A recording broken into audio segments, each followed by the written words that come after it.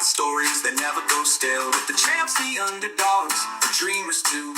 He's walking and talking just for you. Walking with Franco, stories unfold. Wrestling hearts in a ring of gold. Walking with Franco, legends alive. Every step's a suplex in time. From the streets of Rome to the locker room door, every walk's a match you can't ignore. Grapples and glory, the highs and the scars. Franco's footsteps are chasing the stars. Walking with Franco, stories unfold. Wrestling hearts in a ring of gold. Walking with Franco, legends alive. Every step's a suplex in time. From the streets of Rome to the locker room door, every walk's a match you can't ignore.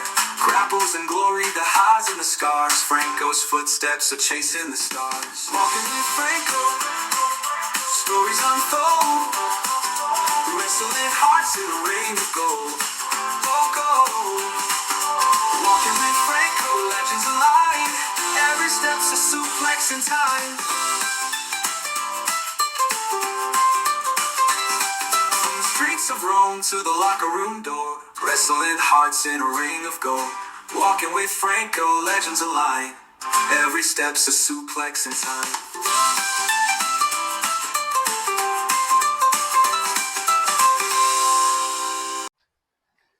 Ladies and gentlemen, welcome back to another episode of Walking with Franco. And we have an absolute gem of a guest today. He is the reigning and defending Titanic Wrestling Heavyweight Champion, the Dark Horse. Well, first and foremost, I would just like to say thank you very much for taking the time out of your schedule to come and have a walk with Franco. And you haven't came alone today, have you? I haven't. I brought my big red dog. Big red dog. He's 14 months. Beast. Absolute beast. Big old St. Bernard, yeah. So, got my hands full. You definitely do. This is going to be interesting. Yeah. Firstly, I would just like to ask you to please tell us a little bit about yourself and tell us who the Dark Horse is. Oh, I was afraid you would ask me something like that.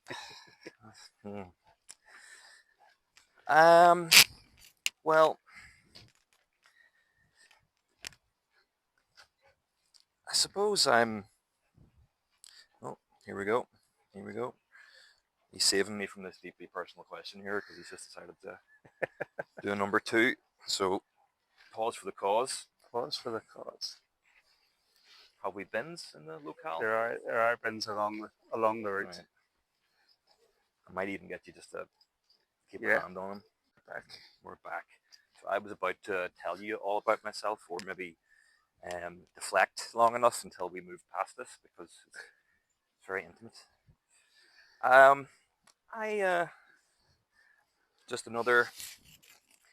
Just another Homo sapien on the dopamine roller coaster of life, Franco. As you know, just trying to get by, spending my time doing more of the stuff I enjoy and less of the stuff I dislike, trying to find a degree of purpose, trying to not do anything unspeakable to my fellow primates, trying to live a good life. Already mentioned my puppy here. I have a long-term girlfriend and a house together, and ever since we got the pup, we kind of feel like we're a little family now, whereas before we were just a couple. So life is good. Life is good for the Dark Horse at the moment. Life is good. Life's been good for a while. I mean, everyone's got something.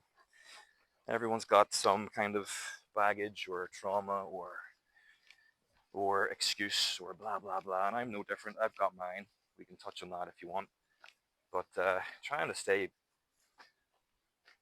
My tendency is to be a little glass half empty, so I'm trying to be glad of the things I have rather than sad for the things I lack. And that's kind of a philosophy of mine. Beyond that, I don't know how personal you want to get. No, that's fine. Should we do age, sex, and location, or no? No idea. I just don't want to pull the curtain back too much. No. A wee bit of mistake goes a long way, as you know. Yes, that's fine. So, what's your first memories of wrestling, and how did you get into it? I could talk about that for about a week. it's hard to put a finger on the exact first memory or earliest memory, but I do have a recollection of. Um, I think a friend had some kind of game system with some kind of wrestling game on it. It might have been WWF in your house or something along those lines, or some Yep. derivative thereof for whatever the trendy gaming system at the time was. This is the middle 90s, so it's probably a Nintendo or a Dreamcast or a PlayStation or something. And I remember being a bit awestruck by that, just by the colors and the larger than life dimensions of it all, and just like any impressionable young boy who liked a bit of rough and tumble, I was kind of captivated by all that stuff. I do remember seeing Bret Hart in The Simpsons, and that dates me as well. That's middle 90s comfortably. I remember seeing Wrestling with Shadows on TV late at night, Yes. and That's the Bret Hart that's the documentary. Bret Hart documentary, which everyone should watch because it's really excellent. It's worth a look. Very interesting. Bret Hart's my favorite.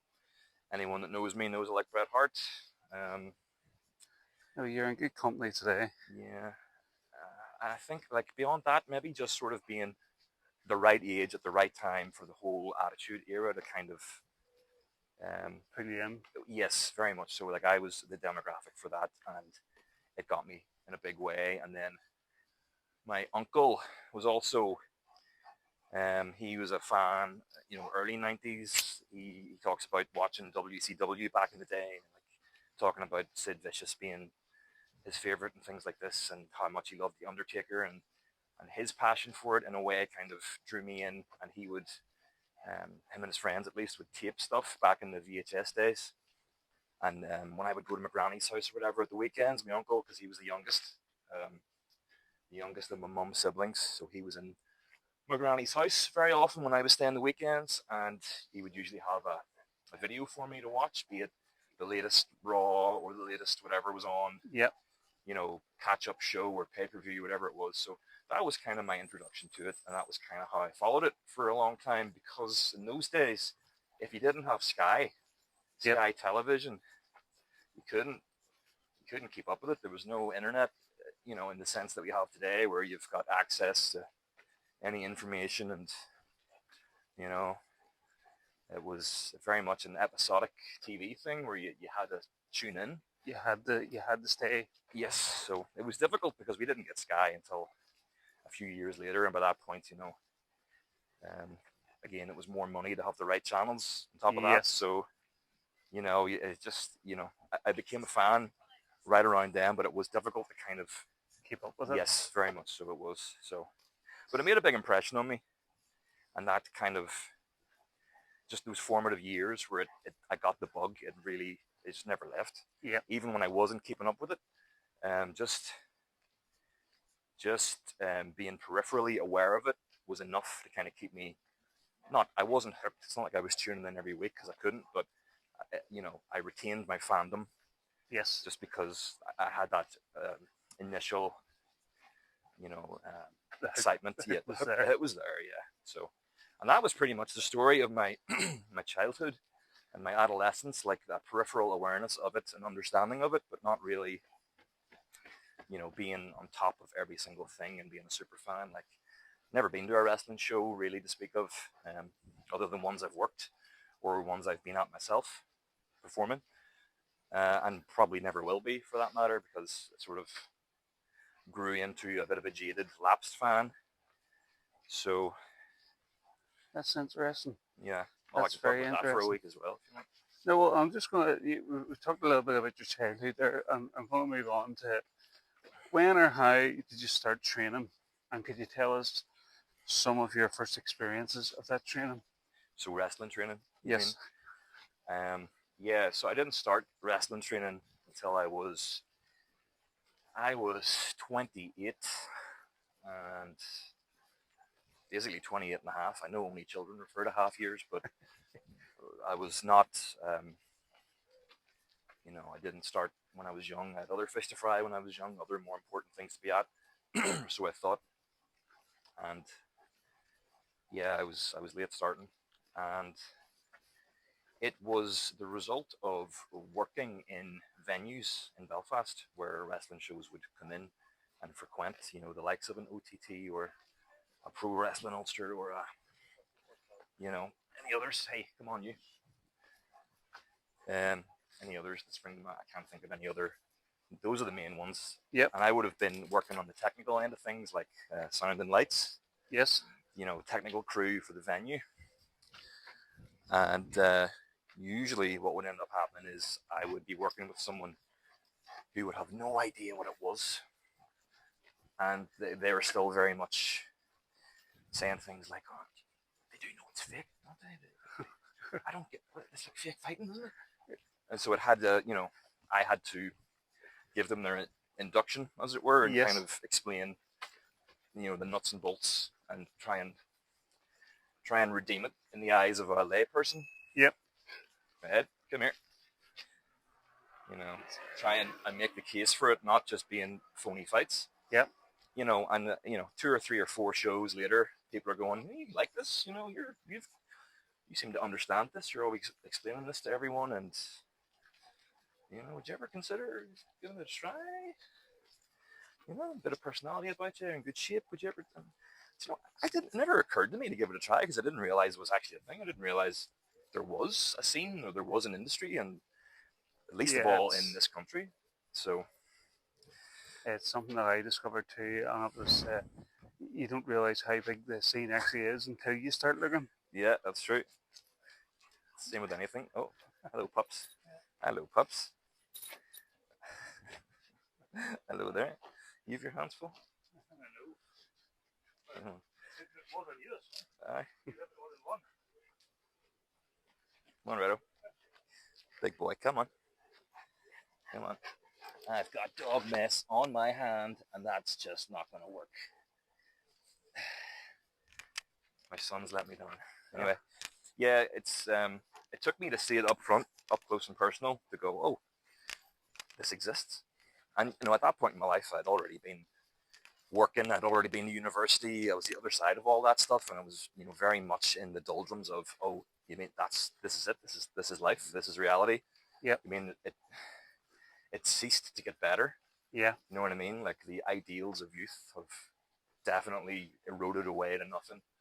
And I was confronted with that reality, and I just thought, I really have to do something for myself here, or else the sands of time are slipping through my hands, and I'm just going to reflect on a life of regret. I am a pretty cynical, regretful sort of, I have that tendency, so I can't really escape that, but I thought I better push back somewhat. Yeah. I better try and do something. If not,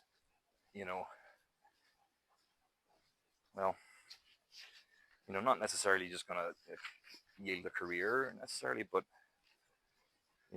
something fun at least, like a hobby, outside of just working and paying bills and sleeping. So that was really the genesis of my introduction to it. What was your first experience of actually doing any training?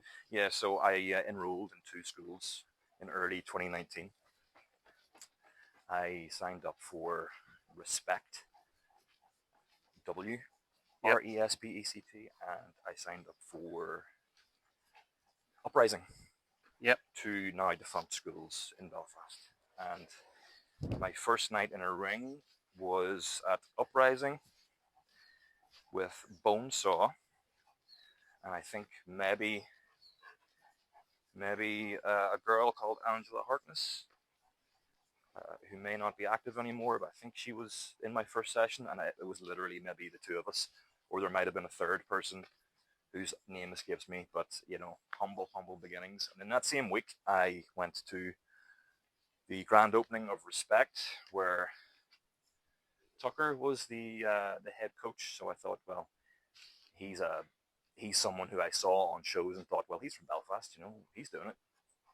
Why not? So I think him having the name value there, yeah, and it being a shiny new modern school kind of drew me in, and I signed up there. So that first week, I was training at two different places because I was all the way in. I just wanted to do it to the best of my ability. So I figured the more time I can spend doing it, the better I'll get, the quicker I'll get there, and that was my approach. So that was early 2019, and then after 3 weeks, I dislocated my right shoulder, and that was me on the shelf for 6 months. True So, story. what was the hardest thing for you to learn? Can you remember? Hardest thing for me to learn. Well, it wasn't anything technical, and it wasn't anything athletic, because all that stuff's easy for me.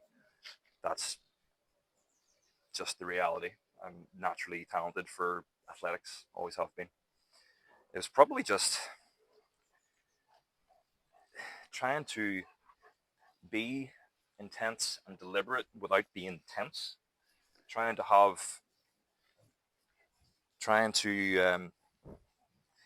put across that you really mean business, but inside you're remaining relaxed and supple and cooperative for an opponent. Things like this Yep. are difficult because I had that athletic tendency, like I had a background with rugby and the like, so I had a sportsman's kind of head on my shoulders where I thought, no, I'm just going to smash people, which is useful. Yeah. Having that kind of ability to just bear down and be aggressive and intense, that's useful, but it has to be tempered with the more subtle aspect of dancing with your partner, as it Yes. were. So that was difficult in the early going, but I think a lot of that was just down to like social anxiety and stuff. Like, I'm very withdrawn naturally, so not always at my best when I'm in a group of people. Ironically, that is ironic, and that's fun to talk about. Just like being kind of shy and withdrawn naturally, and having a wrestle with that, Yep. if you will.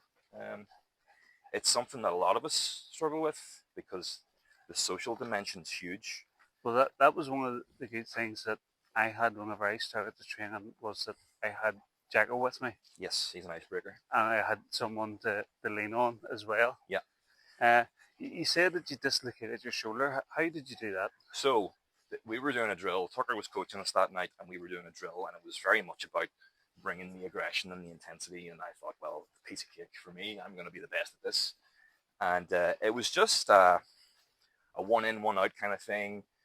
Throw a couple of lines, drop down / sleep, something along those lines. Yep. And I was overzealous on my sleep, and my weight was pitched too far into my right arm, so my body hit the deck, the shoulder gave, and I've got a history of shoulder problems on that side, so it doesn't take much. And yeah, just unfortunate, but probably was bound to happen. Didn't do a whole lot wrong, just probably overzealous and heavy with my weight distribution and inexperience. And I got up mid-drill, and Tucker's all, keep going, and I'm holding my arm with my other hand going, my shoulder is out. And everyone goes, oh, what? And in that moment, as I was saying that, it basically just went Pop back in. And I got out, and I sort of collected myself, and I was moving my arm going, that's a bit sore. It is a wee bit sore. And they're all going, you need to go to A&E. And I'm going, no, it's fine. Fully in denial, because I know I'm going to go to A&E. I'm going to be there all night, and they're going to tell me I can't wrestle. Yeah. So why even bother? If I just pretend it didn't happen, then I can keep doing this, because, it was just a bit sore, really. Yep. But as time wore on,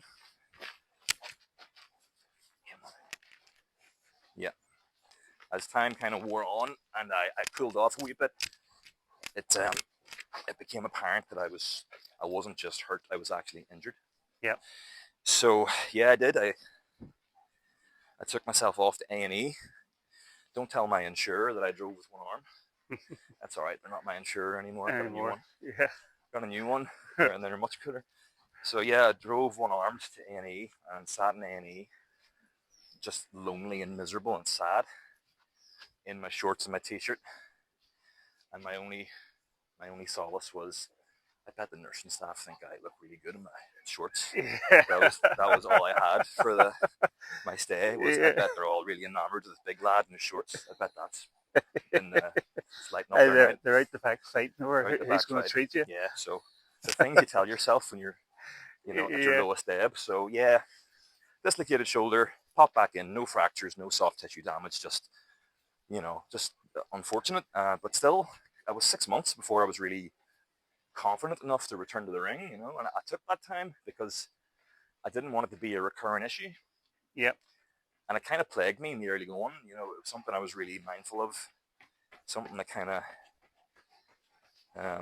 And I was afraid it was going to be catastrophic one of these days. Like yes. it was going to become not so minor, and it was really going to impair or inhibit whatever aspirations I had. So fortunately not, but it does, now and again, if I've learned how to protect it.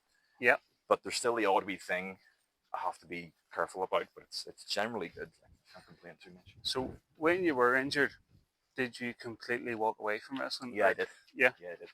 Would you say that's a good thing for anybody listening? No, I would say for my personality, it's the only way, because I can't sit on the sidelines and look at other people doing what I want to do. It's just not productive. And obviously for the listeners, if they do take up wrestling and they do get hurt, what is your best advice for them to I do? will hold the phone. Yeah. Yeah, same here. He's totally playful. Just wants to see everybody in play. Cheers. Beautiful dog as well. Come on, son. So, advice for wrestlers who get hurt? Yep. Everyone's different. First of all, get unhurt. Recover. Learn from whatever. If hopefully it's something you can learn about, and what I mean is, if, for example, in my case, I did something where I was a bit overzealous, I learned right away, okay, can't be too overzealous on even fundamental things, or else you get hurt. So if you do end up getting hurt in the ring through some misstep, hopefully correct that so it's not a misstep anymore. But just know yourself. Like I said, my personality wouldn't allow me to sit there for 2 hours a night watching people do stuff that I wanted. I'd just make me miserable. I played rugby in my youth, and my sort of rugby playing days were curtailed by an injury, and I got so depressed that I basically took myself away and completely insulated myself from what was previously my friend group, my social group, my peers. I couldn't sit there and watch training, couldn't sit there and watch the boys get ready for cup games that I wanted to be part of. I couldn't. It just killed me. So I just went the complete other way and did something different for a while. I mean, obviously, I have a few issues with my back.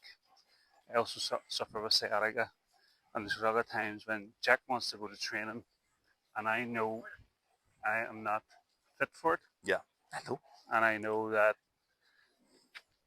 if I go and wrestle here or train, I'm not going to work in the morning. Yeah, definitely. And you've probably seen me. I do. You've probably seen me in the training room some nights when I'm not training. Yeah. I will try to sit and watch, but I end up maybe going and lifting a brush and brushing up, or seeing if there's anything else I can do around the hall just to keep my mind occupied and keep it away, But now moving back to when you started your training and stuff, the name The Dark Horse, how did you come up with that?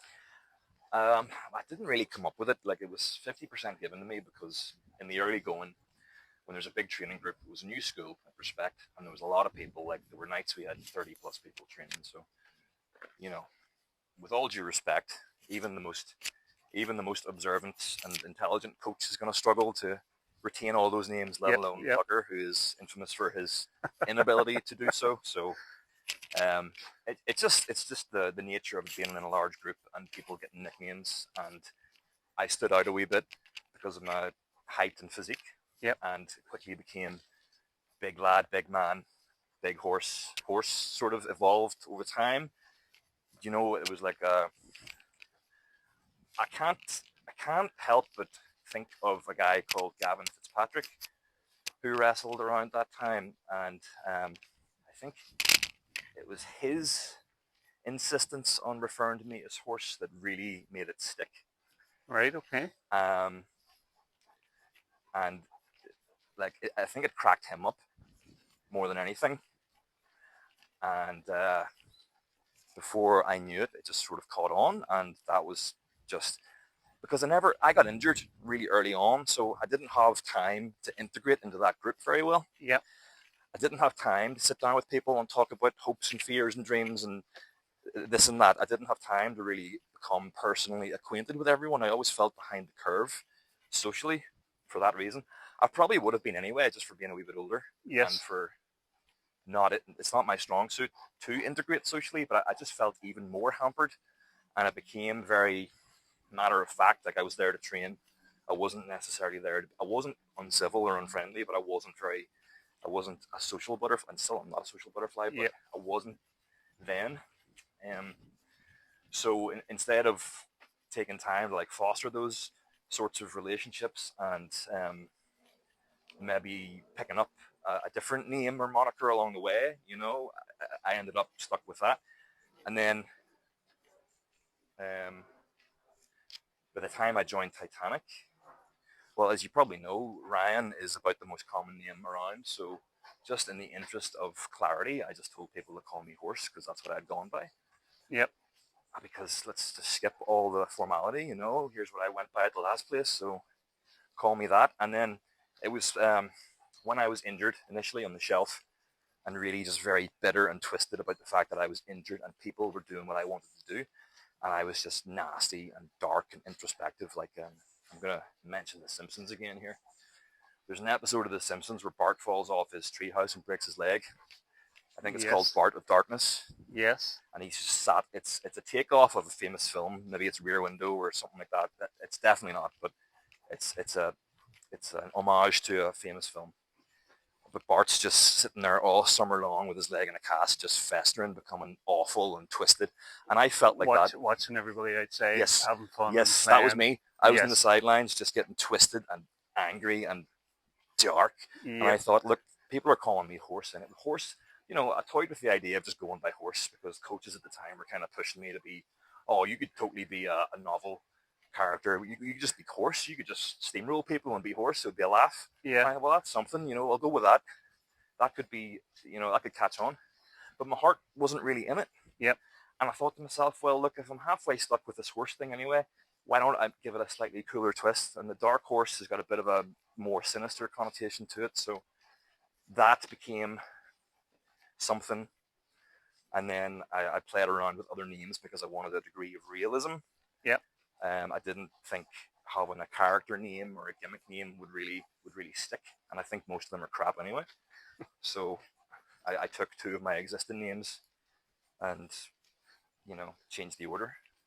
So but then that was a mouthful and I had to get rid of that eventually. So Dark Horse was born.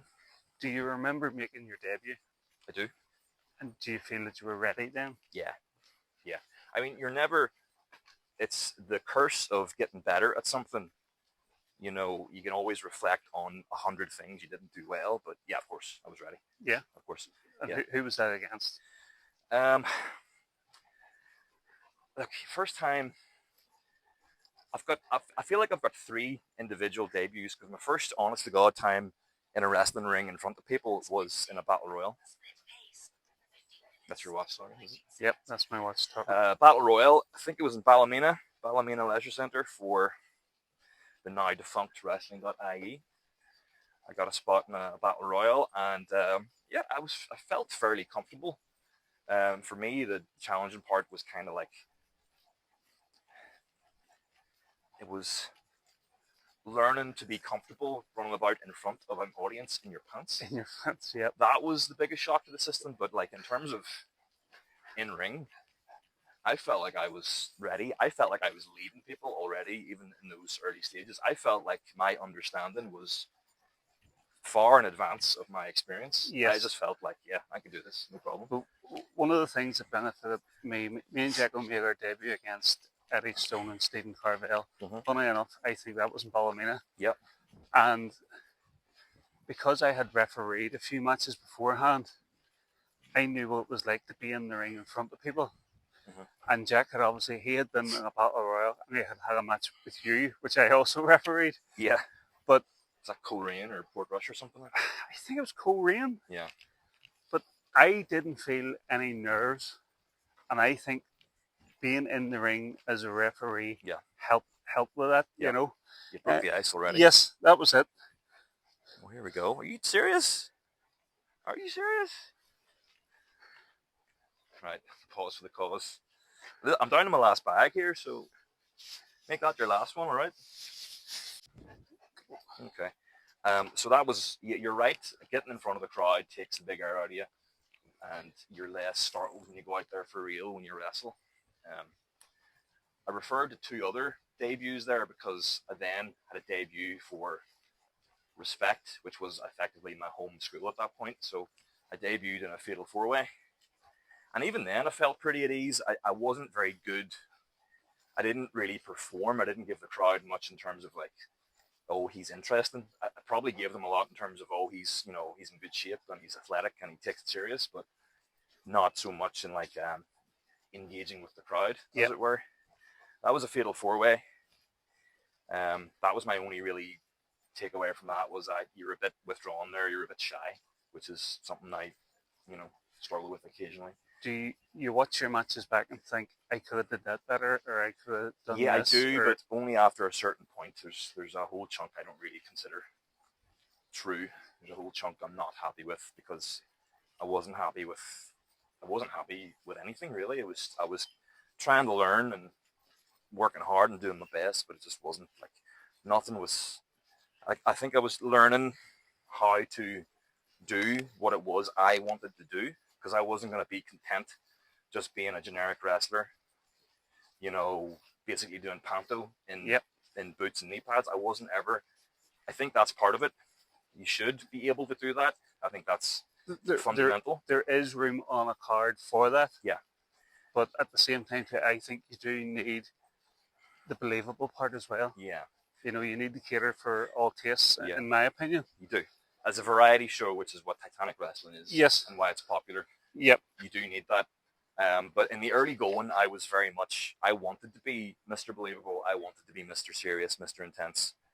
But I didn't know how to do it within the parameters of, a match with someone that wasn't cut from the same cloth. Yes. I might have been given a match, and I probably didn't do a very good job of translating that match for the show. I was still kind of in my own head of, oh, well, I want to be Bret Hart and Kurt Angle. I don't want to be, going out here and doing booyah stuff in the first match. I've matured since then, but that was hard in the early going. But I think that's why I'm so much more happy, so much more comfortable, and so much more confident these days is because I know how to do what it is I want to do, and I'm getting the opportunity to do it more and more with the higher profile matches and higher profile opponents.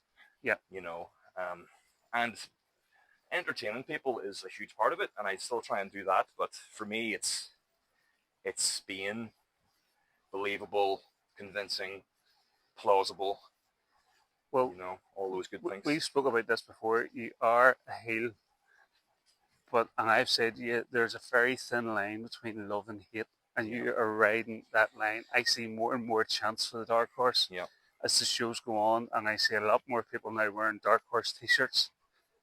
And I know it's coming down the tracks. There is going to be that day when there's going to be a little flick, and the Dark Horse is going to come out to a crowd cheering for him. Yeah, it's going to happen. Now, I will say there's more people wearing Dark Horse t-shirts because I went and got them made. So that helps. That's a tremendous Definitely helps. So that's an example of my evolution because for a long time I was staunchly against merch because I think it's distasteful to be a crap wrestler and go and get merch. Yes. I think look, plenty of people have their business head on and want to make money at this, and good for them. But my sense of pride and my principles dictate that I want to be good. Well, there's guys like me and you that aren't in it for the money. If we were in it for the money, we would be living out of tin cans because there's not that much money to be made in Northern Ireland pro wrestling. But I do it because it brings me closer to my son. Yeah. It's enjoyable. Yeah. And I spoke to another guest with this. When the hook's in, you can't get it out again. Yeah. And especially on the live shows. Yeah, I mean, we've spoken in the past here about show week and being excited for show week, Yeah. and you can't wait until the shows come along. No, I agree. Miller Moo, the milk to drink when feeling blue. Miller Moo for flavors. Which one's for you? Strawberry, banana, chocolate, cookies, and cream. Miller Moo, we love you. I agree.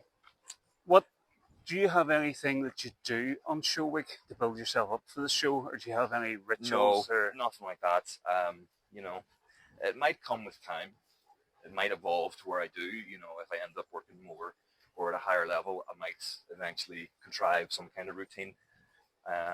No, there's nothing. I usually just spend a lot of time in my own head yeah, thinking about stuff. Thinking about how I can stand out more, how I can do something that hasn't been done, how I can give value to the customer. That's a horrible word to use, the fan, the customer, Yes. the patron. How I can offer value for money in such a way that they go, wow, I'm coming back to see that Yes. show. And I think it's a noble fight. It's Yes. a noble crusade. That's very important to me. One of the good things about Titanic wrestling is the storytelling, It is, yeah. and there's always a good 2, 3, 4 stories going on at the same time. Yeah.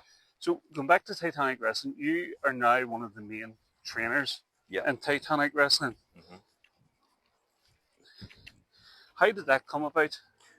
Very easily. JDP said, how would you feel about training beginners? And I went, Daniel, I would love to. And that was it. That was it. I knew it was something I would enjoy, and I was delighted to be, you know, it hadn't really occurred to me. I might have had the thought, you know, slightly prior to that, like, that would be fun, that I could do that. But yeah, I was delighted to be asked, and I bit his hand off when he said, yeah, do you want to train beginners? So Yeah, it was one of the things that it wasn't that long ago he just wants to play. Yeah. We had close to 20 beginners come in, and JDP came to me and says, listen, we have a big group of beginners coming in, and it's too much for one person. I'm looking for someone to go and help. Yeah. Would you be interested? And I bit his hand off, not just because I thought, oh, I'm going to be the big guy here, I'm going to be the trainer, but it was also like a refresher course for me as well. Yeah, very much And so. it brought back the basics, something that I would have struggled with the first time round. Yeah. But it just sort of helped sharpen me up that little bit too. It does sharpen you up, yeah. And it was something, and it's great now because a lot of those guys are now in the same training sessions, and you can see how they've grown. Yes, you can, and it's so satisfying. Yes. Because you internalize things one way for yourself, but your way doesn't necessarily jive with how someone else learns. Yes. So you're forced to deconstruct that, and you consume it, you digest it, and you spit it out in a way that's more consumable for them. Yes, and I'm more a visual learner. Yeah. And there was one night at one of Rocky Star's classes we were doing shit cannon. And my legs kept getting stuck in the rope, and I couldn't understand how. And I actually got Rocky to record me. And once I seen that, I got it straight away. Then I knew what I was doing wrong. Yeah. So, what's your favorite thing about being a coach? I could think about that for 10 minutes and give you 10 different answers. Yeah, I could definitely. But it's probably along the lines of that, just bringing people along. And when you see the light bulb go off, you see someone who this is great. When someone doesn't think they can do something and you say, nonsense, shut up and do it, and they do it, and you see them just buzz off it, then I buzz off that. It's beautiful. It's brilliant. One of the things I enjoy most about the wrestling too is watching Jack and watching how he develops. And training on Sunday there was a JDP class, and he introduced lucha rolls. The one where you tuck the hands behind like a no arm. the knees and the no arm roll. And I mean, it was the first time I had, and of course, Jack's the first one up to do it. Bang, he nails it. And I'm just like, you know, shit. Because I have to go next now. Yes. But are you not sort of beaming as a dad? Oh, yeah. You know, and he soaks everything up. He does, you know. But it's just the fact that me having to go and follow him sometimes. Yeah. So, talking about beginners and stuff, what would be the best bit of advice that you could give someone looking to start or thinking about training to become a wrestler? That depends, because not everyone who trains to be a wrestler these days is training to be, Titanic champion. Some people, it's just recreation. Some people, it's a bit of crack. They see their mates. And then some people are in it for the long haul and want to be the best they can be. Let me take a wee pause here for 5 minutes just till he catches his breath. It's very warm. So I would say gauging someone's aspirations and their goals would determine what advice I would give. But a good general bit of advice, and I'm gonna parrot something I heard JDP say a while back: become a mechanic. Become someone who is proficient at everything, all the fundamentals, and you don't need to be spectacular, but you have to be proficient and you have to be safe. So invest a lot of time and effort being accurate and proficient at the very, very basics, the nuts and bolts, the bumps, the rolls, the running the ropes, the lockups, the elementary stuff, because that's what makes you useful. That's what makes you reliable. That's what makes you valuable to a promoter, is being able to do that. Because if you don't have that foundation, unless you have an amazing look or an amazing character or an amazing promo or an amazing entrance, all those things are intangible, that kind of, they're not guaranteed, but you can actually affect your ability to work, and you can become an asset through, application and training, just drilling those things over and over. They should be second nature. Yeah. That's a really boring answer. There's probably more interesting, spicy answers I could give, but hey, stop eating grass, you fool. That's probably the right answer, though. I think just becoming a steady hand, So, what's the best bit of advice that you have been given in the past in regards to your training, and who gave it to you? Oh, great question.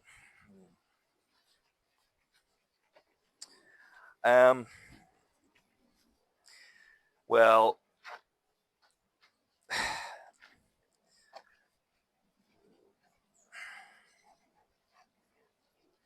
I don't know if anyone's given me one piece of advice. Like, there probably wasn't a eureka moment where someone said, do this instead of that, and I went, oh, that's it. I've just unlocked the keys to the rest of the universe. It probably didn't happen like that. I could probably point to JDP's persistence in getting me to kind of loosen up and perform more, and dragging person. He knew the personality was there, and I did as well. It's hard to get out sometimes, especially in those funny social situations, especially when you're doing drill. It's hard to spin all those plates, do the drill, remember everything, and be the performer you want to be. But getting to that place where you can do that, that's crucial. This is not specific advice, but just the ability to relax in there, even when you're not relaxed. Yes. Even when you're thinking, God, I've got 101 things to do and remember and say. But you can't wear that expression of uncertainty. You can't have that overtake. Yeah. It's meant to be fun. Yes. So remember that. Try and keep that in the forefront of your thinking. Like, it's meant to be, you do this because you like it. It's not because you want to be stressed. Yep. You don't do this as an exercise in anxiety, self-flagellation. It's actually meant to be enjoyable. Yep. And that's so generic, but enjoy yourself. It really is. So, looking back at your matches in Titanic wrestling, what's been your favorite? Yeah, it's hard to get past the Iron Man match with JDP, the 30-minute Iron Man match. That's the tough one to top. That was this my share of a match. That's going to be a tough one. I think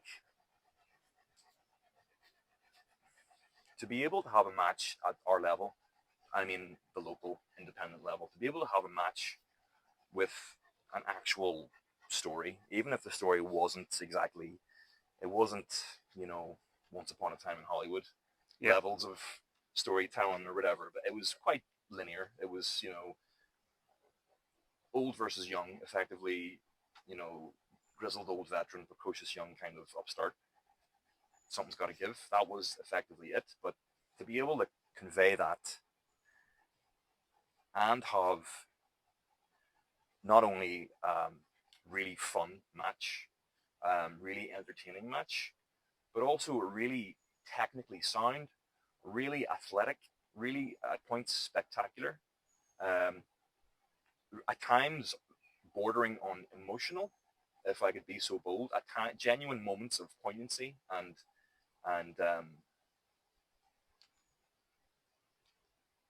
there's JDP's self-doubt, his wavering belief in himself. There's me, just I'm getting stronger, I'm getting better.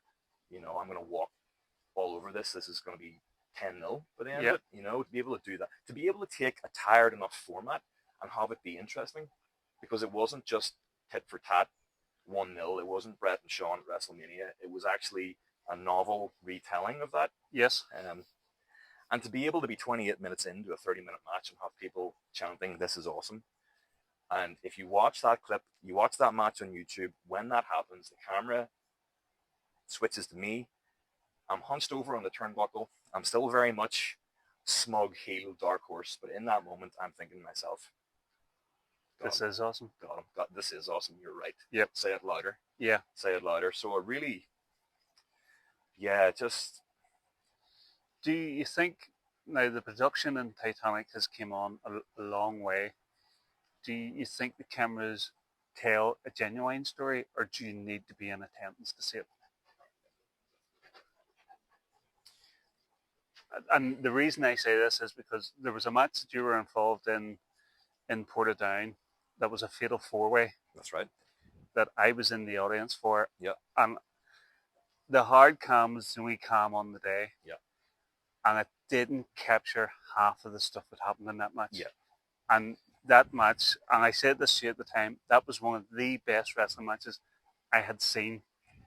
Yeah. And it deserved to be up there on TV for everybody to see. Yeah. And when I watched it back, the recording, yeah. I thought the camera missed so much there. Yep. It missed so much. Yeah, I agree. I think a lot of what I said about the match with JDP probably applies there. It was an interesting take on what can be quite a tedious format, what can be quite... You sort of know what you're going to see in those multi-person matches. There's certain tropes that are unavoidable, and you know you're going to see them. And to be able to do something there that was both entertaining, at times believable, at times silly, at times captivating, at times spectacular, and also original. Yeah, that was a good one. I must say, you've jogged my memory with that. I'll say this on record, the best finish to any match in any independent wrestling promotion that's ever been done. And I'm not going to spoil what it is. That's for me to know and everyone else to find out, but the best finish that's ever been done. My idea, by the way. Oh. All the credit is mine. There's some great photos that sort of tell the story of that, but yeah, you're right there. That's a cracker. Yeah. So in answer to your question, I think being there is its own thing. Yes. Because there's definitely... It's called live for a reason. There's definitely a quintessential energy there that you don't get when you watch them back on YouTube, because it's just, at our level, with the budget we have, it's so difficult to capture the nuance. Yes. We do try, and what nuance there is, we do try and present, but it's not the same thing. So there's a pro to being there live to get the buzz of the live show. There's also a pro of watching it back post. Yes. And seeing what the camera does give you. Yep. It's a hard one to really split. Recently in Titanic, we had Katie Harvey versus Rio. Yes, we did. And it was a Falls Count Anywhere match. Yeah. And for anybody that's been to Cons Water will know it's a big hall. Mm-hmm. And there's a viewing gallery up the stairs. That's right. And the two girls, or ladies, fought outside the hall. And the crowd started to chant, "We can't see you." Oh, did they? "We can't see you." And the next thing, the two of them appeared in the gallery.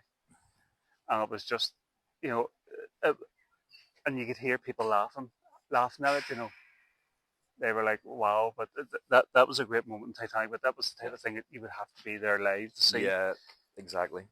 So, Is there anyone in the current roster or coming up that you haven't wrestled yet that you have thought to yourself, I could have a good match with them? Like, Mm, on that note, Jack says that you're the type of guy that could have a good match with a broomstick that's very kind. and make the broomstick look good. Well, that wasn't true once upon a time, but I think these days it is true. And thanks very much, Jack. Um, so an obvious name who I've not actually wrestled one-on-one yet is Rocky Star. Really? We've been in the ring multiple times. Yes. We've never actually wrestled one-on-one. You so were in that that's- four-way match in the that we just four-way spoke about. triple threat for the title with Tucker. Yes. A four-way along to 3 years back, a four-way with me, Jordy, Bobby, and Rocky, which was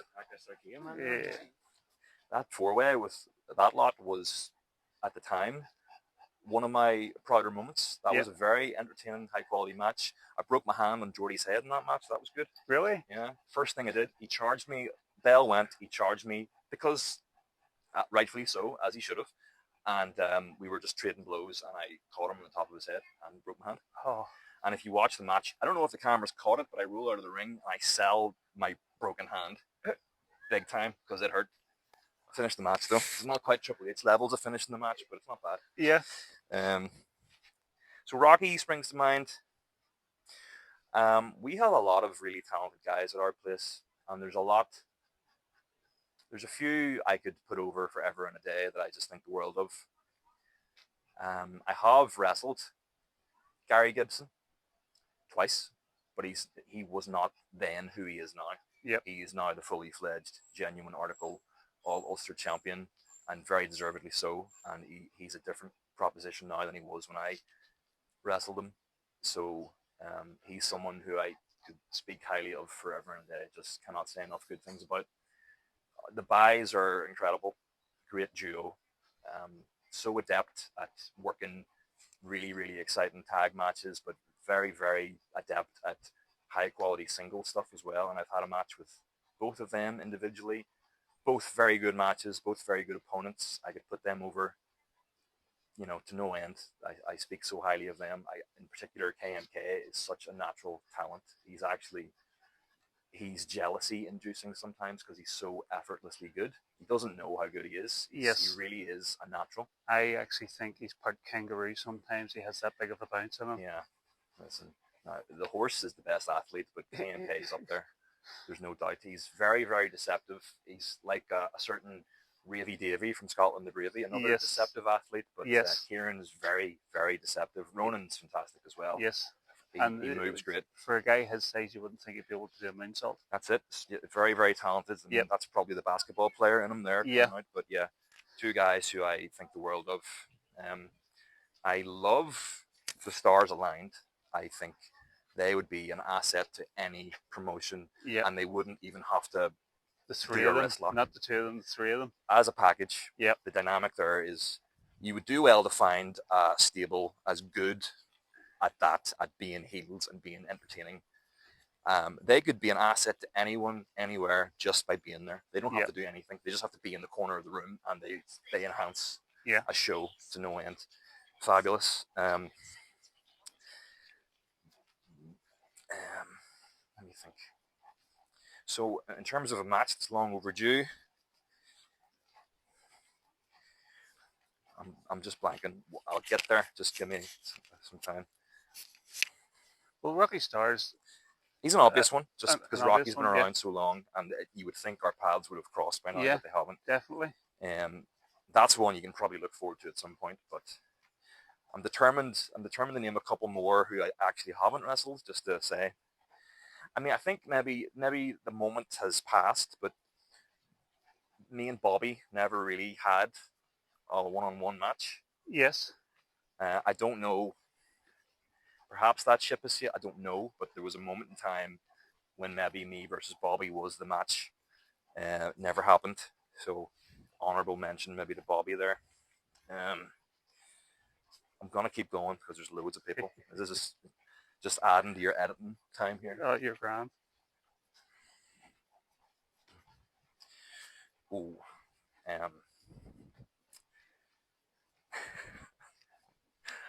I'm blanking on his name. Dara.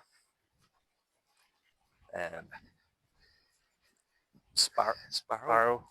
Sparrow. What's his first name? Darren Sparrow. Darren Sparrow. Yes, great hand. Very, very fond of him. Think he'll go far.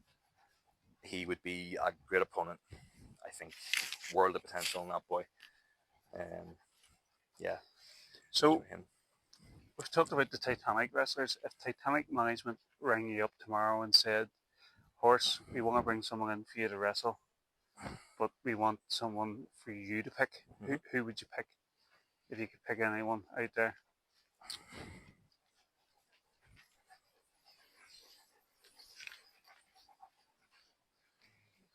Thinking. So it's not total hypothetical imagination land here. We're talking actually playing the trade. Actually playing the trade. I have different answers for different scenarios. So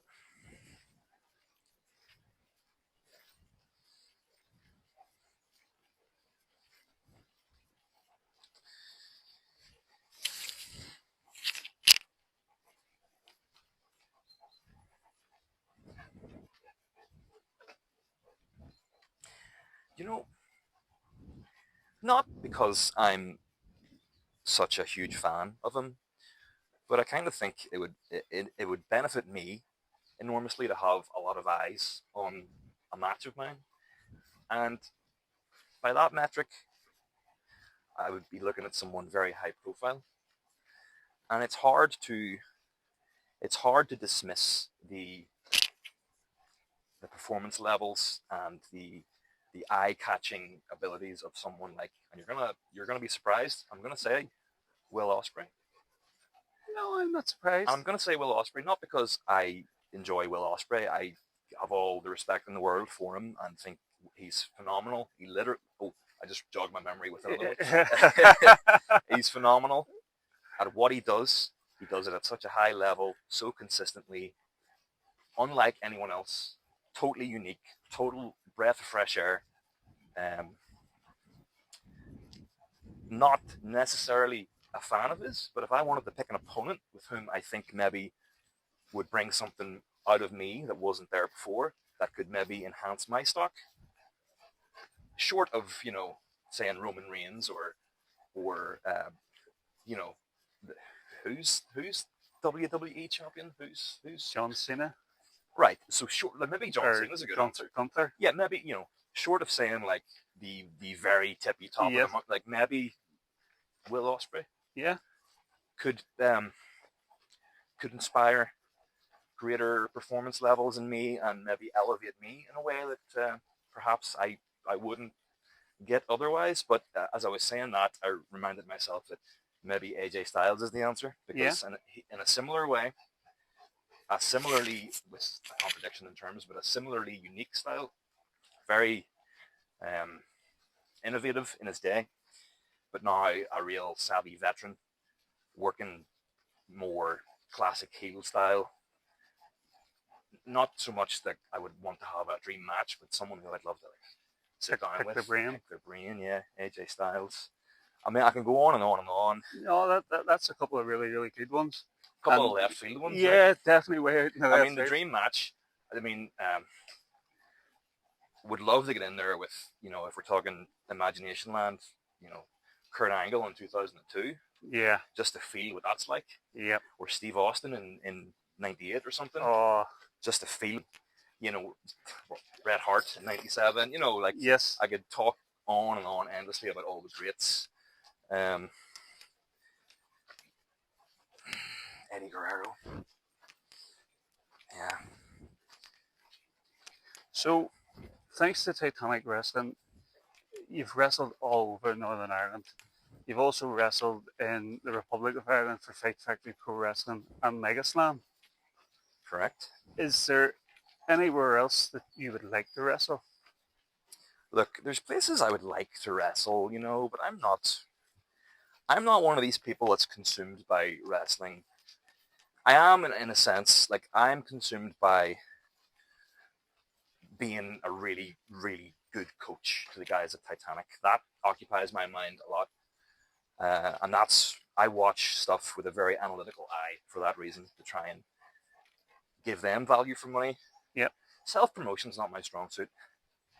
The answer is, oh yeah, I want to go and wrestle for WWE. But the truth of the matter is, short of a big fat paycheck and maybe a lifestyle boost, I don't. Yeah. I don't actually. I mean, I would. Yes. I wouldn't say no, but I'd be very hard pressed to go and pursue that, because it's not something I don't watch it or enjoy it. Yes. So I know what you mean.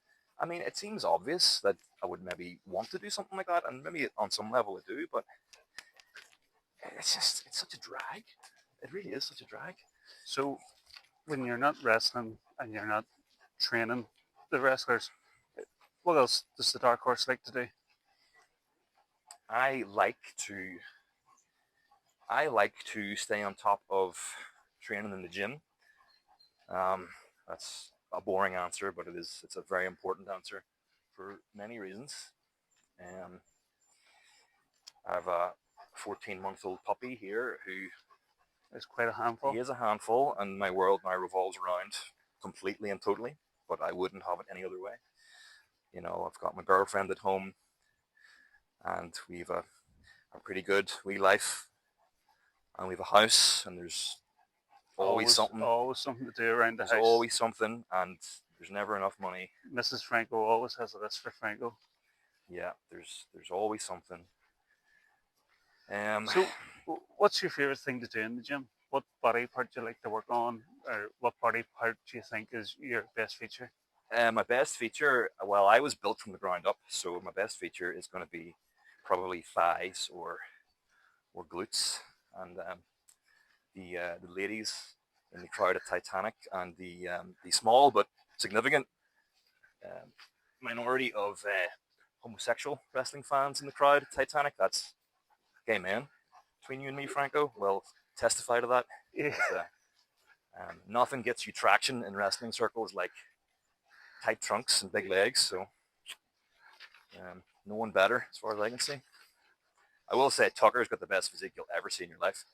Looks like he was built. Oh, he's like the action man that you used to have as a child, you know. That's it. So, Titanic Wrestling has been holding a lot of seminars lately. What's the best seminar that you've been to, and what's the best thing that you've taken away from any of it?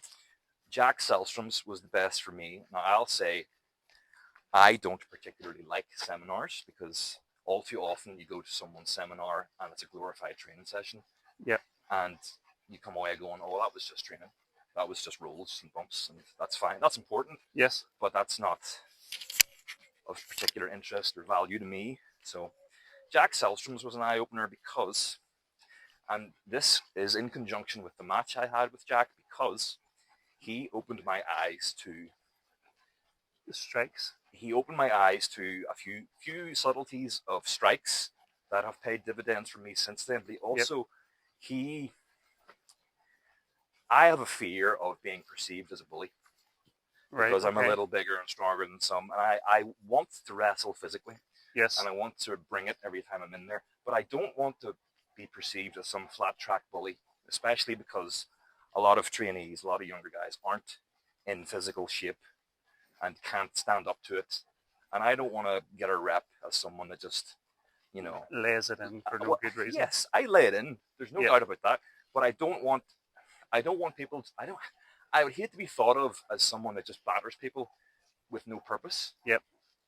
But when Jack and me wrestled, and the seminar as well, but when we wrestled, he established a new baseline for me in my head of what is acceptable physically. He kind of, what I'm saying is, Jack kicked my head in for 20 minutes. That's what I'm saying. But, it took him to do that to me for me to realize, oh, I can do that to someone else. Yes. And they're going to say, thanks very much, great match. Yep. And it relieved me of some of that anxiety of being perceived as a flat track bully or a weight bully. Yep. And now I kind of revel in beating people up. But again, you can't just stiff people. It's not the point. I'm saying it's got to be convincing. Yes. You know, it's got to be believable, and that's very important to me. So Jack Selstrom for that reason. So before we end, I have a couple of little quick fire questions for you. Yeah. So what was your first job? Probably pulling pints in a bar in my local rugby club. Okay. And what's your favorite season? Summer. What's your favorite animal? As if I have to ask. Dogs all day long, and this one in particular that I'm walking. Yep. What's your favorite color? I was obsessed with the color red when I was a kid, and my dog's called Red, and I'm wearing red shorts. But in a funny way, I'm not so enamored of the color anymore. I think I was just a weird kid. Yeah. So it used to be red just because I needed the thing when I was young. But I don't know. Red will do for now. Okay. What word or words do you hate hearing? Oh, God. That's not a quick fire. That's let me talk for 10 minutes more about that. There's loads, but I'm on the spot and I can't think of any. But do you mean just in a general sort of general sort conversational? Of, You mean like people say moist and that freaks people out? Yes. It doesn't bother me in the slightest, no. I dislike stock expressions. I think they become very devalued and meaningless after a while. I can't think of a single one right now, but really low effort, you know. Yep. It is what it is, kind of annoys me. That's a really dumb thing to say. Who do you text the most? Girlfriend, obviously. What was your favorite subject at school? I liked history and I liked biology and I liked English literature. Can you name a four-letter word that starts with C? Crab. Crab. Does that do anything for you? What's your favorite shop? Probably by virtue of the fact that I'm there the most, Lidl. But a good butcher shop or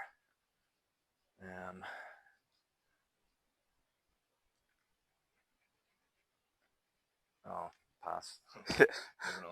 What's your favorite type of music? Heavy metal. What's your favorite movie? Oh, there's loads. There's loads. Jurassic Park, Dumb and Dumber, Silence of the Lambs, Fight Club, Contact, Wrestling with Shadows, Beyond the Mat. There's loads and loads. I've been watching some really good ones recently. Hell or High Water. You ever seen that? Yes, that's a good one. That's a good one. No Country for Old Men. That's another good one. Full Metal Jacket. Oh, awesome. Jaws. Jaws is incredible. Jaws Yes, still holds up. Definitely. So there's loads. What's your go-to lazy dinner?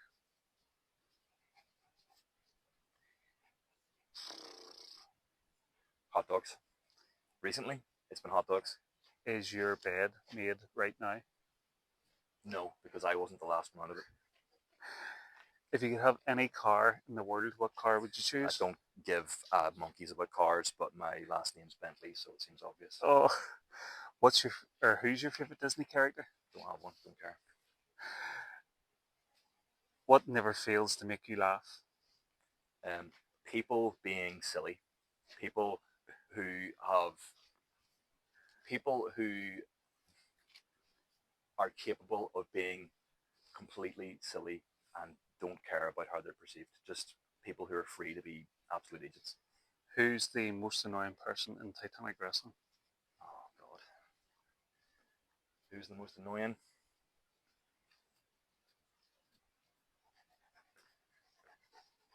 Oh, God. I might have to plead the fifth on that one. Oh, no, you gotta give an answer now. Come on. Hold on. Let me think of a good one.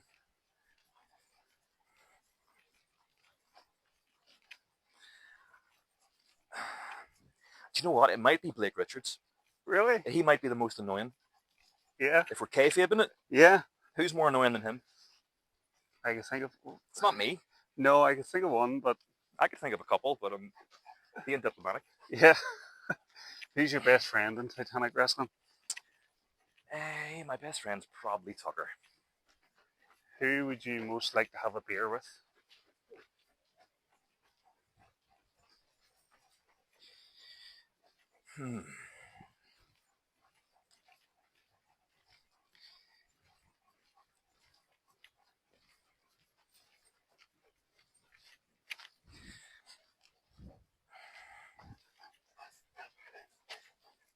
Yeah.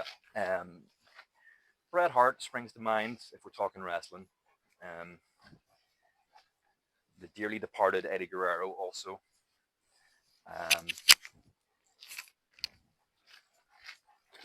I can go on and on. I think Jim Cornette would be a laugh. Jim Cornette's a good answer. Do you know who Christopher Hitchens was? Refresh my memory.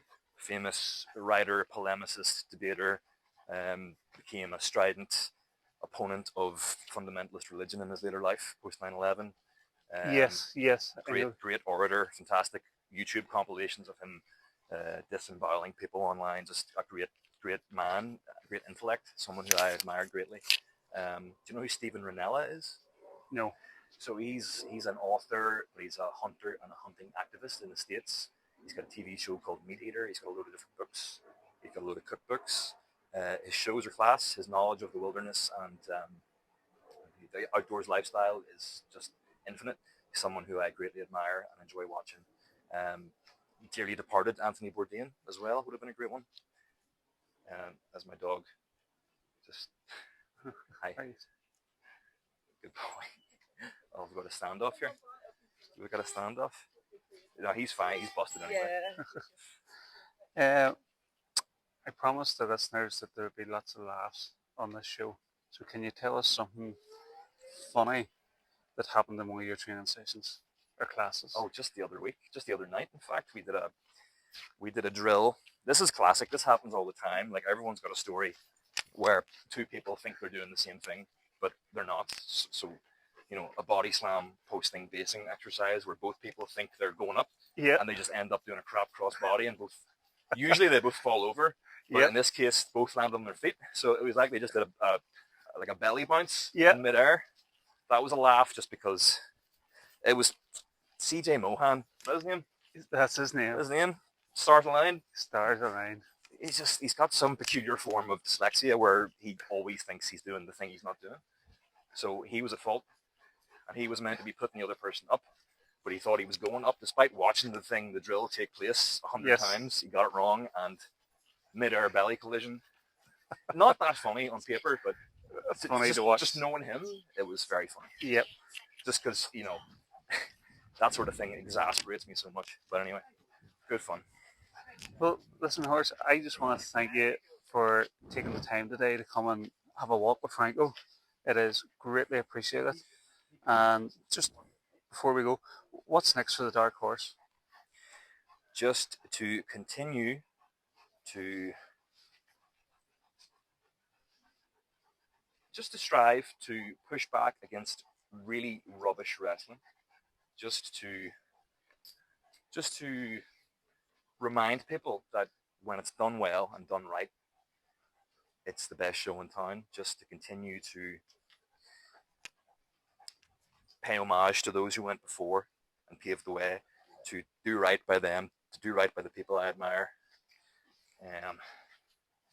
to go home, wash my hands of this dog mess, to buy my girlfriend something sweet to eat, and to think about making dinner, because it's a training night in Titanic, as you well know, and I'll be down there from 6:45, and that's my day. So hot dogs for dinner or something different? No, something different. But now, when you say hot dogs, are you talking traditional hot dogs or the proper American style hot dog, or what we would call a sausage and a bat? Somewhere in the middle, because I buy you might know what I'm talking about. It's an ex-Ulster rugby player, South African guy. He has this line of Boerewurst. Yes. I can't remember his name. I know you know what I'm talking about. Yes. I know it as well. I just don't want to embarrass myself. But yes. He's got a line of sausage meat, basically, and they're pretty good, and they make for nice hot dog fillings. So I buy those, and they're a good portion size, and I bang them in some cheapest chips buns, and I like ketchup, mustard, a little pickle, and a little fried onion, and that's my hot dog. That's brilliant. Well, folks, that wraps up another episode of Walking with Franco. We've had an absolute fantastic guest today, and I have enjoyed it so much. So, Dark Horse, I really appreciate you coming on today. Thank you so much. No problem, Franco. My pleasure. Anytime.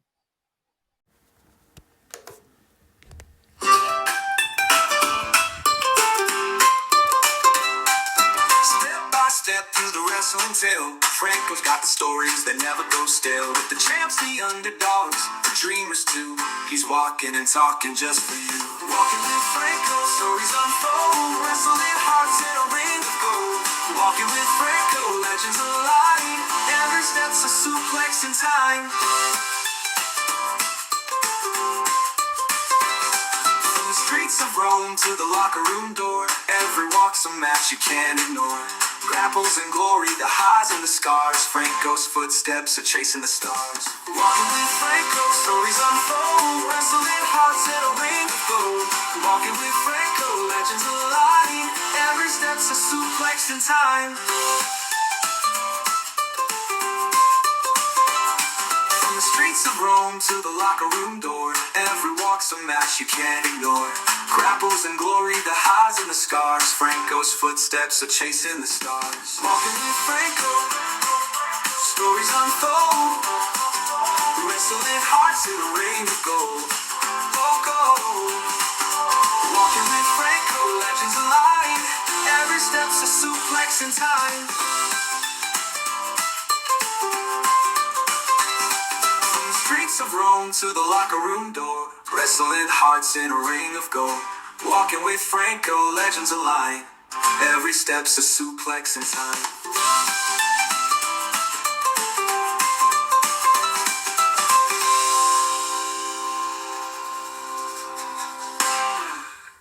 From the streets of Rome to the locker room door, every walk's a match you can't ignore. Grapples and glory, the highs and the scars. Franco's footsteps are chasing the stars. From the streets of Rome to the locker room door, every walk's a match you can't ignore. Grapples and glory, the highs and the stars. Franco's footsteps are chasing stars. From the streets of Rome to the locker room door, every walk's a match you can't ignore.